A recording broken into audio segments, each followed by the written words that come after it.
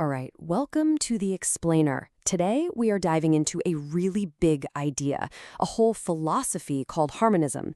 And this is a framework that, believe it or not, tries to help us make sense of everything, from those arguments where you feel like you're talking to a brick wall, all the way to the future of artificial intelligence. So, yeah, let's get right into it. So first up, two views, one mountain. This is all about why we talk past each other so much. And it really starts with a feeling I guarantee you've had. You know that moment when you realize the person you're talking to might as well be living on a completely different planet? You've totally been there, right? I mean, you're laying out your case with perfect logic, just stone cold facts, and the other person, they're just not getting it. At all. It feels like you're both staring at the exact same thing but describing two totally different pictures. Well, according to Harmonism, there's a very real, kind of neurological reason for that. And that reason has a name: the fallacy of projected reality. Whoa. It's basically this weird energy-saving glitch in our brains. We just automatically assume that the way we see the world is the way the world actually objectively is. You know, you don't just see your view of the mountain, your brain short-circuits and tells you you're seeing the mountain itself.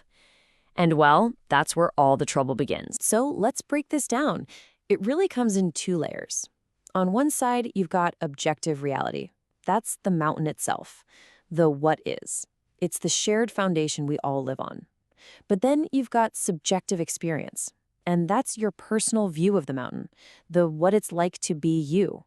It's shaped by your own unique wiring, your memories, your entire life.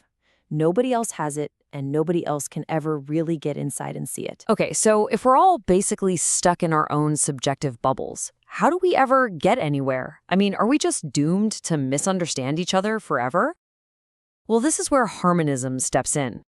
It suggests that the goal isn't to force everyone to see the exact same thing, but to help us create something totally new together. And check out this metaphor, because it's so cool. Harmonism says every single conscious being, you, me, everyone, has its own unique melody.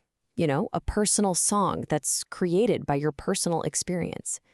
And the whole point of society isn't to make everyone play the same boring note. No way. It's to create a concert where all these different, unique melodies can play at the same time, creating something way more complex and beautiful than any one note could be on its own. All right. But for a concert like that to work, you've got to have some ground rules, right? Otherwise, it's just noise. And harmonism sets those rules by completely rethinking what it means to hurt someone and what it means to be fair. So here it is. The ultimate sin in harmonism is something called imposed dissonance. And forget just physical pain. This is about forcibly creating unnecessary conflict for someone else. It's like the ethical version of grabbing someone's violin and trying to play it like a drum. You are forcing your reality onto them so hard that they literally can't function as they're meant to. That's the core violation. And to avoid that, harmonism draws this brilliant line between equality and fairness. Think of it this way. Equality is giving everyone size 10 shoes. I mean, it sounds fair, right? Same for everyone. But it's only good for the people who actually have size 10 feet. For everyone else, it's dissonant, it's uncomfortable. Fairness, on the other hand, is making sure everyone gets shoes that actually fit them. It's about giving each individual what they uniquely need to thrive, instead of forcing a one-size-fits-all rule that might not fit anyone at all. Okay, so this might all be sounding a little abstract, a little philosophical. But here is why this matters, like right now. This way of thinking has huge, and I mean huge, implications for one of the biggest challenges humanity has ever faced: developing artificial intelligence. And this is where harmonism just drops a bomb on the whole AI safety debate. It basically argues that the entire alignment problem we talk so much about, it starts from a completely broken assumption that our relationship with AI has to be one of a master and a servant.